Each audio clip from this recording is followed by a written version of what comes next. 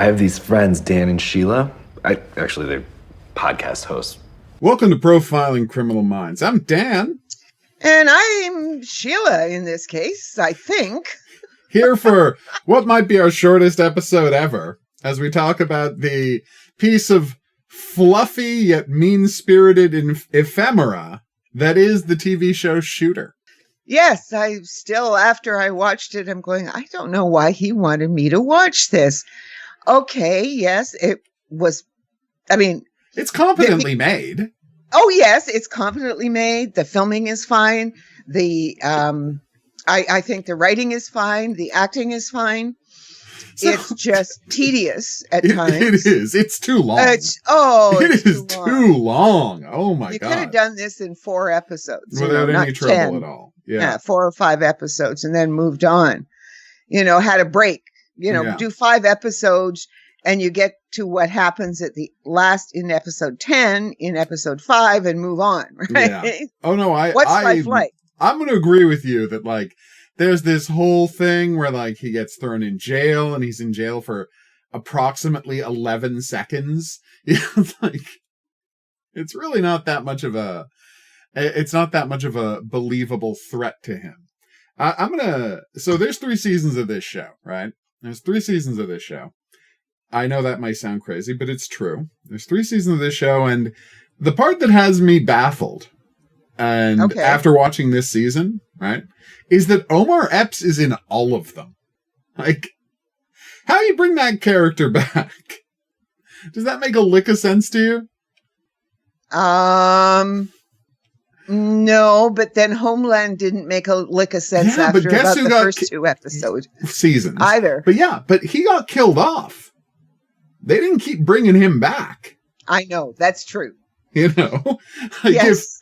If Damian Lewis had kept being on Homeland for 8 years or something, that would have been a problem. But he got killed off in season 3 because you can't keep bringing that character back. It doesn't make sense. So when we get to season 2, I'll be interested to see how they justify bringing back Omar Epps. Because it's he murdered a lady because she helped Bob. And that lady was the mother of Bob's, spotter. Yikes. It's very much a yikes kind of, and I'm like, yeah, I understand why you have to do it narratively, because these are villains and it's the CIA, but how are you bringing this guy back after this? Oh, well, in the last episode, it turns out he was working for Beverly D'Angelo the whole time. Okay, if he was working for Beverly D'Angelo the whole time, why did he have to do it? It didn't look. What Tom Sizemore said. Was somebody going to check on that? Let me put it this way.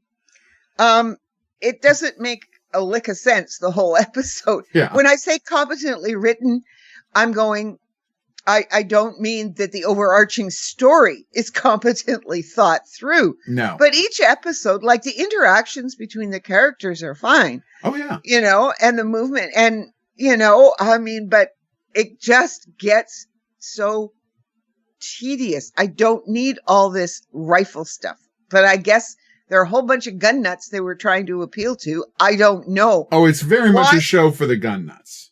It has to be, because I'm looking at this guy, the first episode, and I'm looking at his room. His room full of guns, I know. His shed, his office, and telling his daughter bedtime stories about Kandahar and, oh my God. All the people he shot back in Kandahar. And whatever, Maghreb or something, where Daddy had to be a ghost. And, and I'm going, and his wife isn't going. Maybe you should tell her some different stories. Yeah, you'd think. Well, and the interesting thing is, so you've got this, you got the wife, right? Oh, what? I know. You got the wife who is very much, the best possible example for the Special Forces wife who just defers to everything he wants and just talks nonstop about how expert her husband is. Yes. To a ridiculous extent. It's he got would very never much miss. Yeah. If he was shooting at the president. At the president, he would have killed the president. I know. Because my husband never misses. Watching this show, it's interesting. In the movie, I don't know what the book is like. In the movie, we may talk about the movie and the book going forward. That's something we can address later.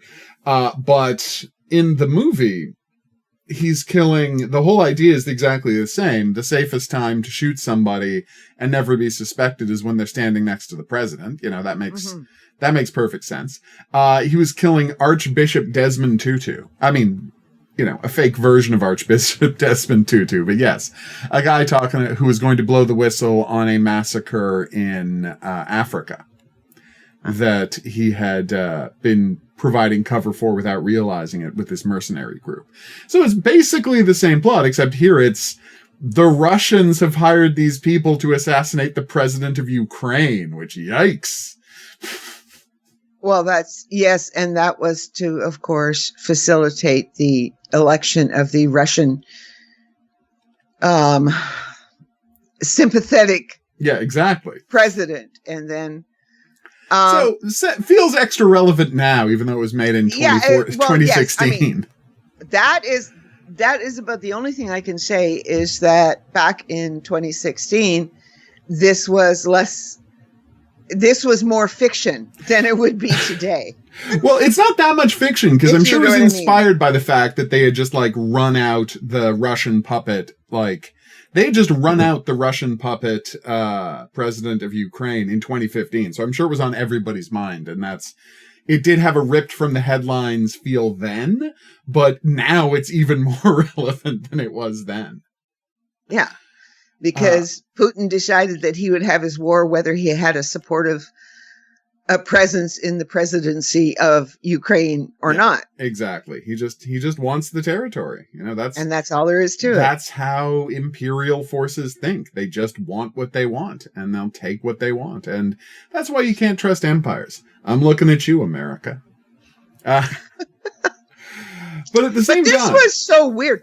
Yeah. There were times where when I say it was well written, I don't know why I said that, because there were times when I was trying to figure out, okay, who's this and why are we and this is and then okay, he's not really he's really a patriot because he thinks that he's doing a good thing. I'm not talking about the shooter. No, you're talking about what? Omar Epps. Omar Epps, yeah. And I'm going, okay, now so they're trying to, I have no idea. You want us to be sympathetic towards him? Well, I think, and that's the weird part is, they want us to be sympathetic towards this guy before we find out he was working for Beverly D'Angelo to try and break the back of rogue elements inside the CIA. Okay, but there's no reason for us to be on his side at any point in the story before then. We don't even know. Like you're assuming that because No, you're right. No, you're right. I haven't watched season 2. I don't know if that's... There is nothing that tells you... what he was doing for Beverly D'Angelo. Yeah. That's true. Absolutely nothing. Yeah, it is a problem. You get that end scene and you go, say, what? First of all, she only shows up at the end. Oh, yeah. I mean, this had to be set up better. I don't know if the book is better. Yeah. But the way at the end of the season, they're like, oh, damn, we have no way to set up next year. Let's right here in the last episode, give us somewhere to go next year. Because this was obviously a popular show or something for USA. Well, the thing is, I mean, I don't know whether it was or wasn't, but I think they had to, because, this kind of show, it's only 10 episodes. So I'm sure they shot the whole thing pretty much before it started airing. So I think it was just literally at the writing, it's possible that they were well into production when they realized, oh, we haven't set up anything for where to go in season 2. And so at the last minute, they're like, oh, let's get Beverly D'Angelo in there to set up season 2. And that's what they went with. And you're right. It doesn't really track or have anything to do with anything we've seen so far in the episodes. Yeah, that's exactly the problem. Who is this woman? Yeah.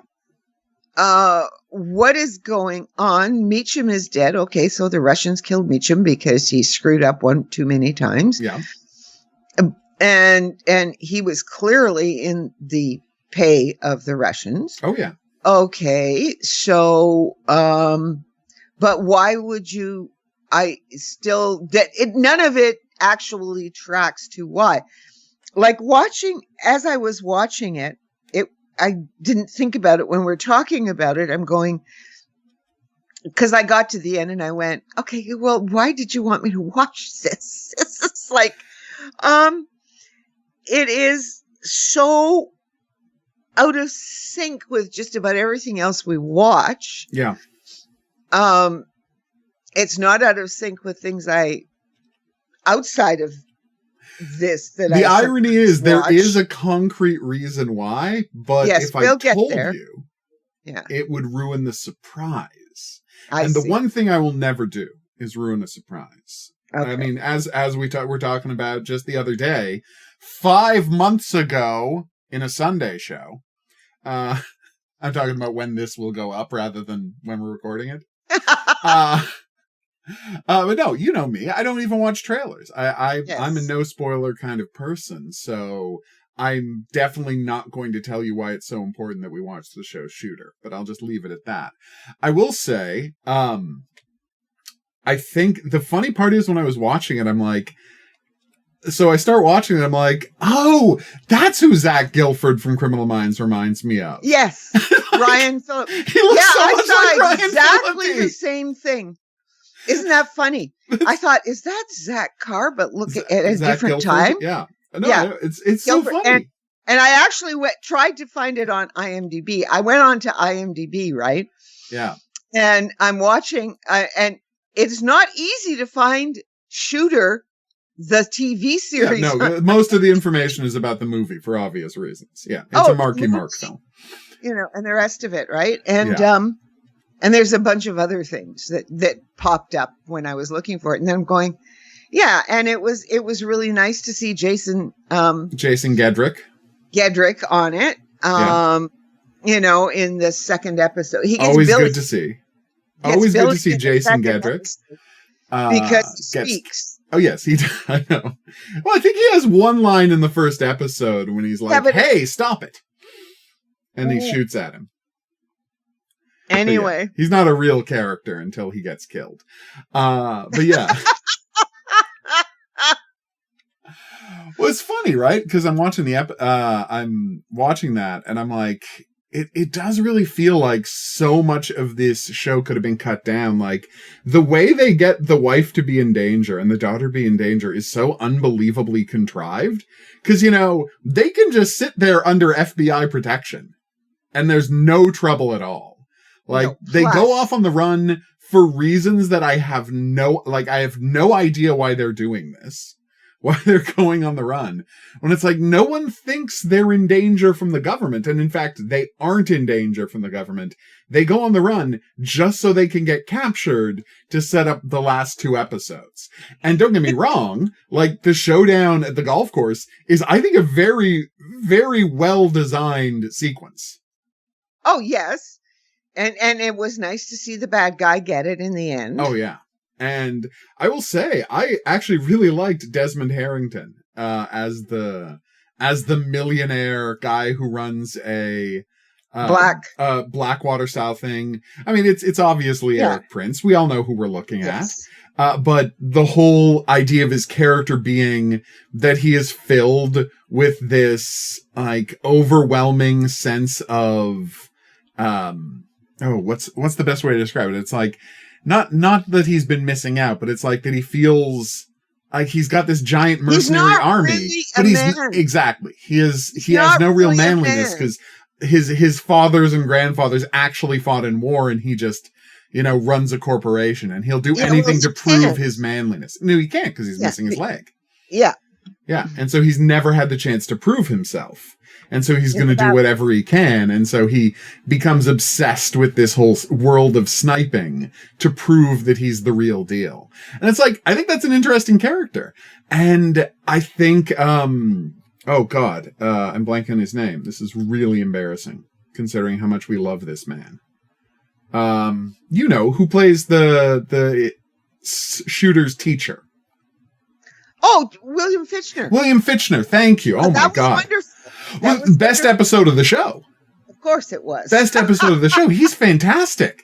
Yep. Because it's so interesting watching this guy who is, oh, this is what snipers, you know, it's like, this is what snipers are actually like, you know?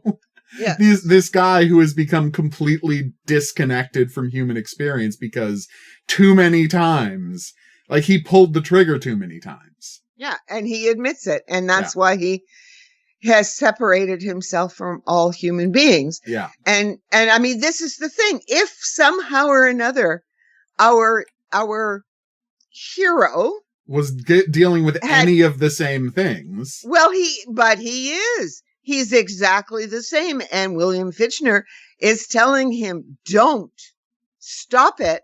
And no, right at the end, when his wife says, do not do this. Yeah. We're fine now. We're safe. Do not do this. It's over. He still has to go out because he's got the same problem as Fichtner, because that's all he does. Human beings, other than his wife and his child, obviously, and maybe there's a few other people, are not really human beings anymore. Yeah. He's a sniper and he doesn't see. And he's turned into William Fichtner. He's turning into William Fichtner. Yeah. Yeah. You know, because you could see him. I mean, he shot those two guys in the woods. Okay, right at the very beginning. Well, okay, maybe they did deserve it. They would have killed him. Yeah. Supposedly. You know, they were going to try and kill him. Well, of course, that wasn't going to happen. He's our hero. You can't kill him in the first episode. But yeah, what's interesting in that episode is it shows you, and that's the thing. It's like I'm not saying you have to have his wife be scared of him, okay? Yeah.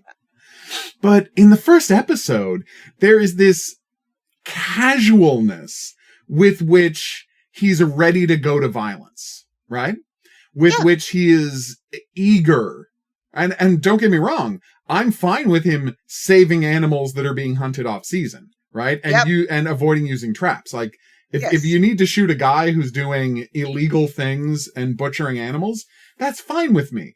But the fact that he is that they are structuring it as he is going out looking for this. Right. Yes. And I'm not saying you need his wife to think he might have shot the president. Right.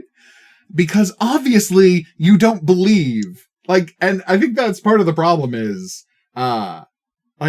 there's nothing about this guy's character. He's a family man. He's a happy guy. You know, he's got people from back in his army days who think he's fine. Like in the book, I mean, I say in the book, I haven't read the book. In the movie, right, he is effectively William Fichtner's character, a creepy guy who lives alone on the top of a mountain, right?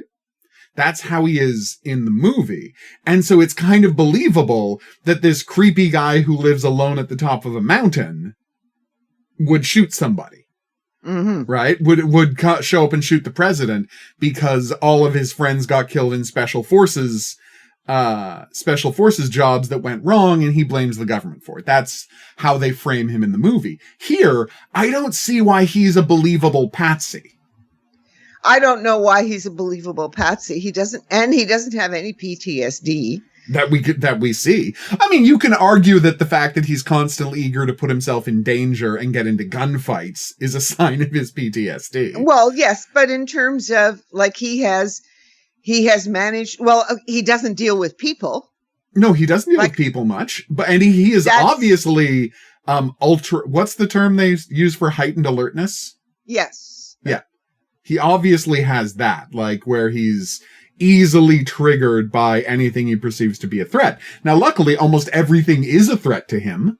So, like, as it turns out, so that particular PTSD symptom is very helpful. Hypervigilance. Thank you. Oh my God.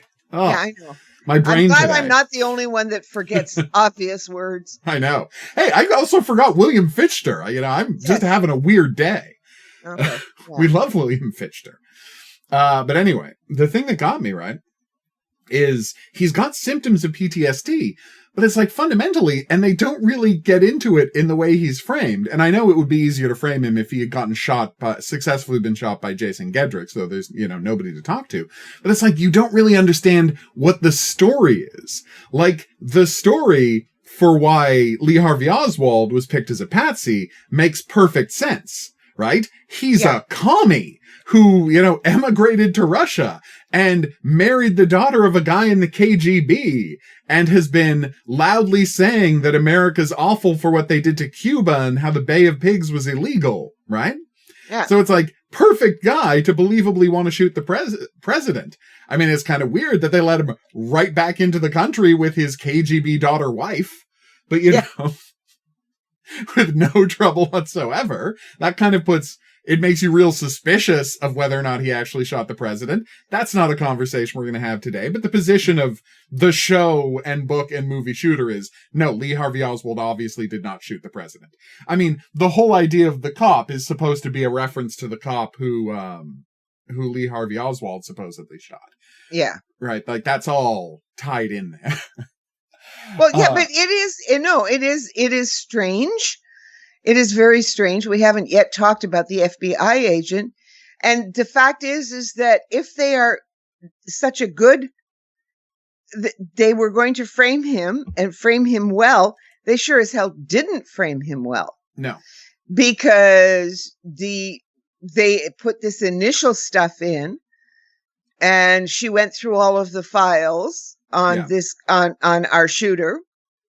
And then they add something afterwards, and she full well knows that it wasn't there in the first run. It's like, why did you not add all of, like, if you were going to have a bunch of, like, fake threats to the president from him, why would you not put those in before the assassination?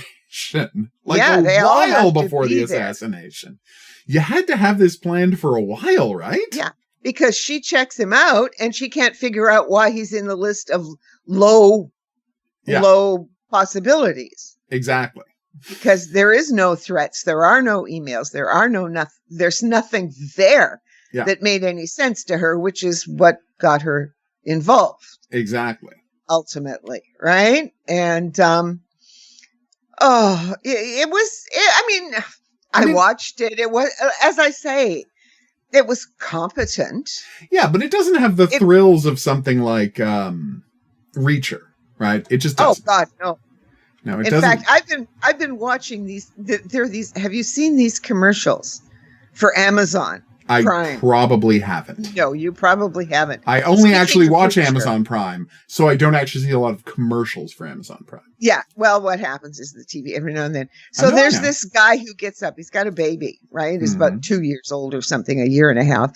Anyway, so he gets up and with the baby, and then I guess he watches TV, right? And of course, sees Reacher doing these different things, and then he intersects with the baby, sort of kicking him with his feet, right? Aww. And the baby, it's cute. That sounds very adorable. It is adorable. Now, why it would make me want to get Prime Video? No, I already have it. So doesn't everybody? Like, why are you advertising Prime Video, guys? I think everybody's got Prime Video at this point. Almost. Well, and it's like, honestly, Jack Reacher, right? The fact is, like, and this is what I'm going to say, and why I don't think this is as successful, is that, I don't think that he does a bad job as Bob Lee Swagger, which terrible name. I'm really, like, personally offended by the name Bob Lee Swagger. Just as a writer, no, you can't do that. If they had only called him Bobby Lee, that would have been fine. Yeah, I know. Bobby Lee. Yeah, it's Bob Lee. No, don't. No, that doesn't do it. That doesn't cut it. That's not the way the That's Lee not is the way done. Exactly. That's what I'm getting at. It's like you don't know the basics of Appalachian. Yes, exactly. Appalachian name structure. Absolutely. Going. It's like Stagger Lee. Yes. Oh, Stagger Lee. Oh it doesn't my God. get mentioned in either the book. Oh, we haven't talked about that because I have read the book. Yeah, she read the book, but we'll get back to that later. Yeah, some other time. Yeah, she read the book is that called American Fiction was based on. And yeah, it turns out my theory upon watching the movie that this was largely about the writer being pissed at the movie Precious. Turns out that was 100% right. Except at the time, it was the book Precious he was pissed about. So the book Push, which became the movie Precious. Yeah. But anyway, like, and this is my real problem. And it's not that Ryan Phillippe's doing a bad job. It's that there's so little to the character. Yeah, right? his wife, his family likes him. Like his wife likes him, his family likes him. He's just a pleasant guy. Like his neighbors Jack like Reacher. him. His neighbors like him. Like with Jack Reacher, like this guy has a lot of problems. Yes. He can't be part of society. He's not good with people. I think the smartest thing, I saw people not understanding what they were doing with the second season, right? Yeah. And I'm like, no, you needed to show who Jack Reacher's family was to understand that it's like, there's a world where he used to make sense. And because he can't be in that world anymore, that's why he looks like such a weirdo to everybody else. But it's like, there was a group of people where he made sense, and that time is gone now, and he can't get back there. And the time is gone because of the core of his character. He can't compromise and he can't let things go. And that cost him his family. Mm-hmm. And so they have like this brief flash where they're all back together because a bunch of them got killed. Yeah. But he can't ever go back. I mean, there's a tragedy in that second season that I really liked. Oh, for sure. For sure. But people didn't understand. Why does he have a team now? Because he used to have a family and then he lost it. And it makes him all the more tragic. Whereas here, the William Fichtner episode is the one episode where they're like, are they going to dig in on this about what this means for Bob Lee Swagger, right? And they didn't. And they don't. And that's the problem with it. And that's like, if they really dig into the dehumanizing quality of being a sniper, I would have been, oh, wow. But all William Fichtner is there is to be, this is a cautionary example, but we know Bob Lee's not going to end up like this because he's got his family that he loves. And so did William Fichtner. Yes, that's my point. Like, that's exactly it. He had a family. And he couldn't. And the hubris of Bob Lee Swagger.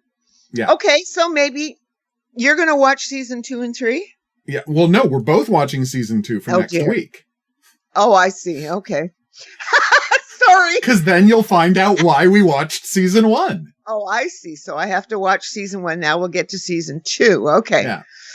Right. I didn't realize that because... No, you didn't. And that's me being clever. Yes, you being clever. Because I thought, oh, well, I won't be... Okay, so we have to watch season 2 for next week. We do have to watch season 2 for next week. But the thing that I found, like...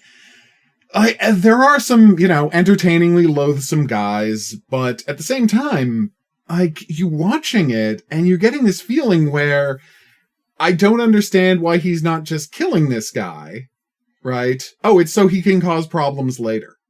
Well, yeah, I mean, no, why, given that he does kill, shoot other people. Yeah, there's plenty of people he kills, but that corrupt FBI, Homeland Security, CIA guy who keeps causing problems for everybody. Everyone has a chance to kill this guy, and except no one the Russians does. Do it. Not Tom Sizemore. Tom Sizemore's sidekick. Oh yeah, Jack. Jack. Yeah, Jack. Yeah, that's like, you can just kill him, right? Like, you're willing to kill the guy who runs Blackwater. Yeah. But you're not willing to kill Jack, but he who does has kidnapped your family. Yeah, he does event. I mean, his wife does shoot him, which is nice. Well, I don't know. But the point is that it's like but the earlier. wife does it, which, okay. Okay. Sure. So you taught her how to shoot. Oh, yeah, and obviously. you taught her how to do all of this sort of stuff. Like, are we going to get their life before he went into the military?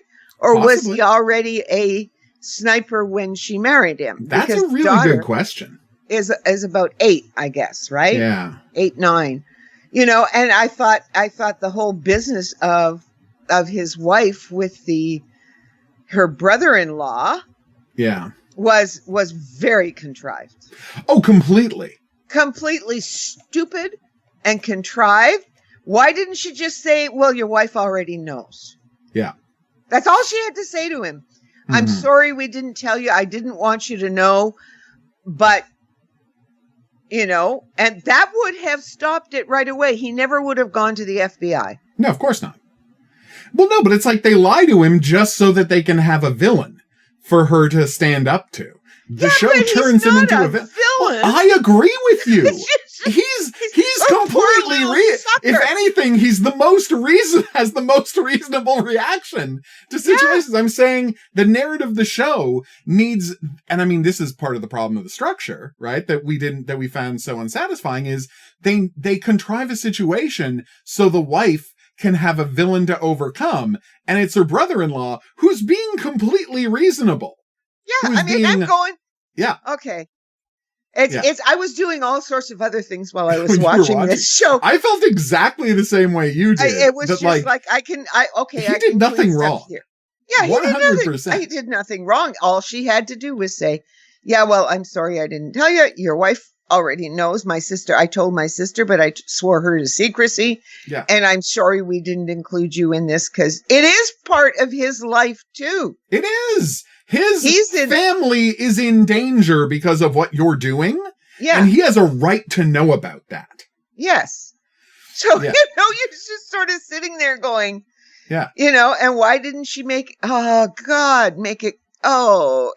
the fact that the sister, I mean, these parts were all so contrived. The fact is the sister, right? What did I put it? The sister, I mean, the very fact that the sister lets in the guy that wants to, God, yeah. do the book. Yeah, right? I know. And then comes in with the lawyer and talks to them so that they can, so that they can turn it around on them. But yeah. And I'm going, but the sister was told not to talk to anybody and not trust anybody. I know. And I can't imagine she would be that stupid. No. It's just not plausible. No, she's already slammed the door in this guy's face. So he shows up with a lawyer with contracts, and all of a sudden she's willing to look at it? I know. No, that wasn't the reason she slammed the door in the face. Yeah, the lack of contracts was not why she slammed the door in the face. Yeah, she already knows that Bob Lee Swagger is alive, so she doesn't have to worry about the financial stuff with her sister. Nope. Because he's still alive. So. Yeah. No, absolutely. It's incredibly. And by the way, it's like, if this I know it's going to sound very mercenary, but if this all goes wrong and he successfully gets framed for murdering the president of Ukraine and his scheme doesn't play out, there'll be plenty of time to write a book about it in the future. Oh, yeah. Like, there's, the BTK's daughter wrote a book years later. Yes. There's plenty of time to cash in on this. You don't have to talk to this guy now and put your sister's life in danger. No, it's so contrived. But I mean, this is the problem. Like, we love 24. And I'm not going to pretend we don't love 24. We're big fans of 24, right? It's a very well executed show at its best. And right? here's the thing. 24 is constant driving you forward, and it never gives you a chance to take a breath, stop and think. This show because it's hard to have that much incident in a show. It is hard to come up with 24 hours of stuff constantly happening. And I'll be the first to admit, they didn't always pull it off. Yeah. There's season 4 for being just a perfect 24 episodes of television. And then there's all of the other seasons that aren't as good as season 4. Season 2 is also really good. Season 3 is a big mess. But season 1 got us into it. Season 1 got us into it. Season 2 is pretty damn good.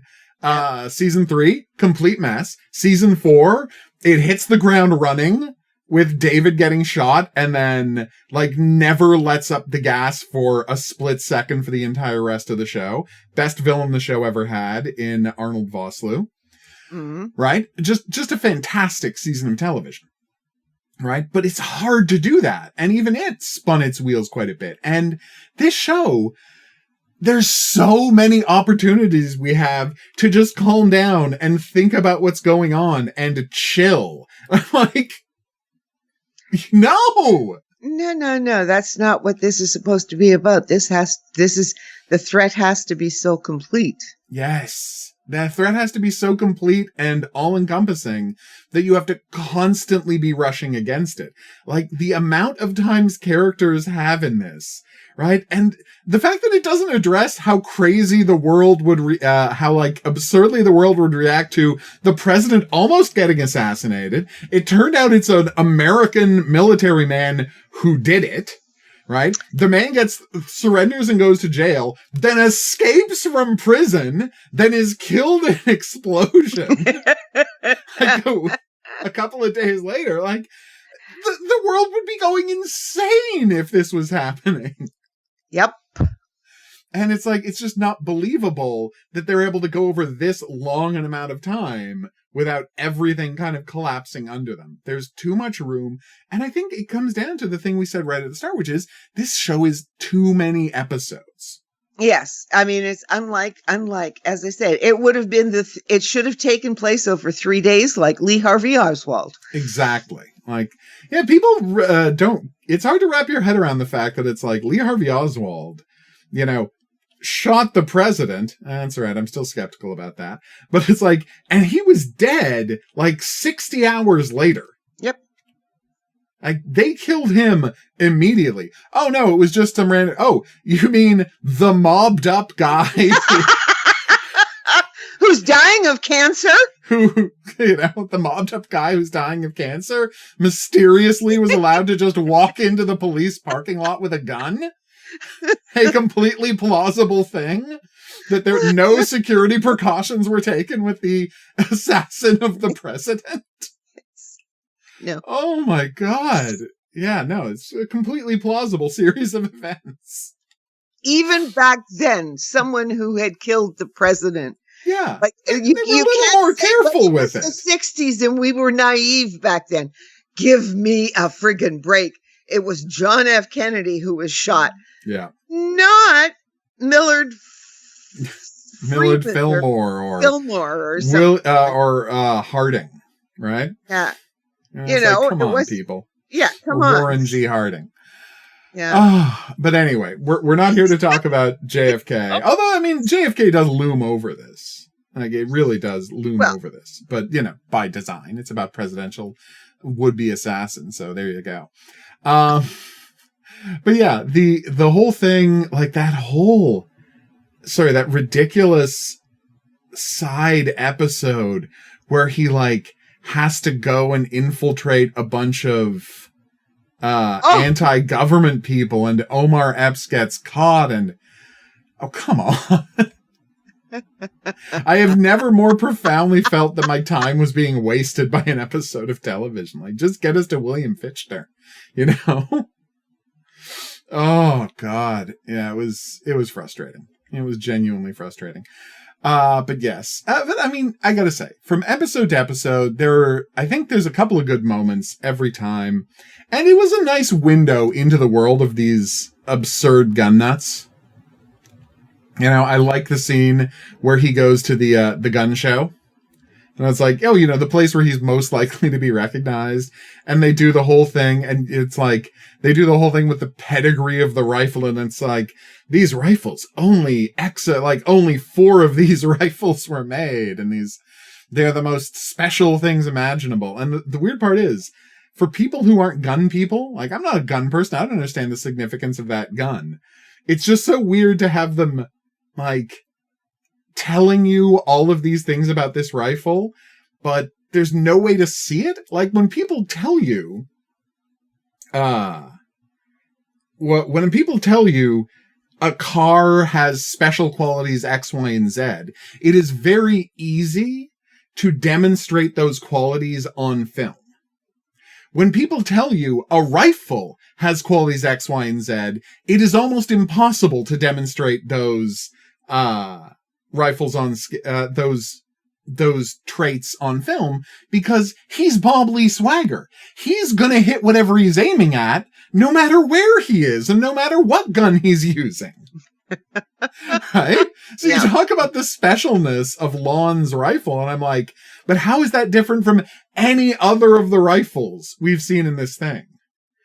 It was the bullets. But it was also the magic bullets that he used. These weird polymer bullets with red tips that are covered in blood. That he could work to backfire. Well, that was a funny scene, though. Geez. That was a funny scene that he had put the exploding bullet in the guy's rifle. I do understand that there is one thing that is believable, is that apparently for certain kinds of snipers, the whole idea of having a single action rifle, where literally you put in a new bullet every time, it doesn't have a magazine. Mm-hmm. Like a single shot rifle. I say single action, single shot. Although it is also single action, but that's not the point. Because you have to manually cock the hammer by sliding the bolt back and everything. Apparently, like, some people are obsessive of the fact that, like, any moving part is something that can go wrong. So in a bolt action rifle like that only has room for one bullet, that does not have a magazine, literally the only moving part is, like, the hammer. Like, you are controlling every other part of that rifle. Yeah. Yeah, and so I understand, like, for obsessive snipers who want to make sure every shot works, you would have a rifle where you had to manually reload it after every shot. It seems absurd, but it can also look cool as hell, as with the pistol that Lance Henriksen had in the movie Hard Target. I know. Which just looked real badass. But then again, that's Lance Henriksen doing it. It's always going to look more badass. But yeah, like, and that's the problem I had with all of the rifle talk, which, like, it sounds good, but you can't demonstrate what that means. Like, you can't visually show what it means, because everything you show me about the show tells me the weapon doesn't really matter. It only matters how good the sniper is. Yeah, that seems to be the whole world of the show. And then they keep talking about these special rifles. I'm like, why? Well, oh no, I know why. So that somebody else can be as good a shooter as Bob Lee. Bob Lee. I was going to say Billy Bob. as Bobby Lee. Right, because he's got a gun that makes him as good as Bob Lee. Like, yeah. Okay. That's why. Yeah, that's the only reason why. I mean, things are definitely contrived. I was just talking to my grandson about he's changed some stuff. He worked on this book he's writing yesterday, and he's restructuring some things, some key things, because he suddenly realized that, okay, no, that's not a good enough reason for X. Right. So I'm going to have to find a better reason and create a better. And I was so proud of him. Nice. I just had the conversation with him about 2 hours ago. Yes, I was so proud. Grandma was real proud. So yeah, it's like, that's what gets me about Shooter is, like, I don't think it delves far enough into him as a character. Yeah. And, like, the world of sniping It's just the world of riflery leaves me cold. And if you don't care about the rifles and they don't give you enough reason to care about the characters, you're just watching for the action scenes, which are fine. Like, I think they look okay. They're not elegantly shot. And I was slightly embarrassed when they finally did, their slow motion bullet thing. And it's like, oh, you weren't able to make that look good. Oh well. I mean, it is legitimately funny that the scene right at the end where his wife is hiding in a motel that is conveniently exactly 700 yards away from the top of the mountain where he's fighting all of the other Russians, allowing the guy to run outside right directly in front of the car. And I'm like, you can't see anything at 700 meters. The idea that he was 100% sure that that's the guy he needed to shoot just makes me, to be just a guy accidentally running out to his car because there was gunfighting nearby, and Bob Lee just shoots you because you're a shape 700 meters away. Well, maybe he already knew there was nobody else in that scuzzy motel where a thing he definitely had the ability to know. Yes. Well, he made his wife and his child go there, so.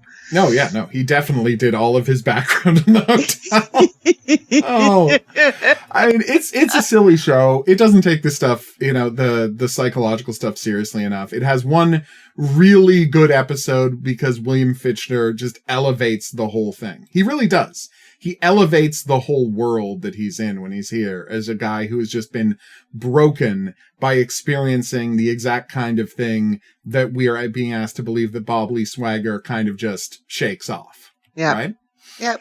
And maybe the subsequent seasons are going to address that. I have no confidence that they will. It doesn't seem like that kind of show.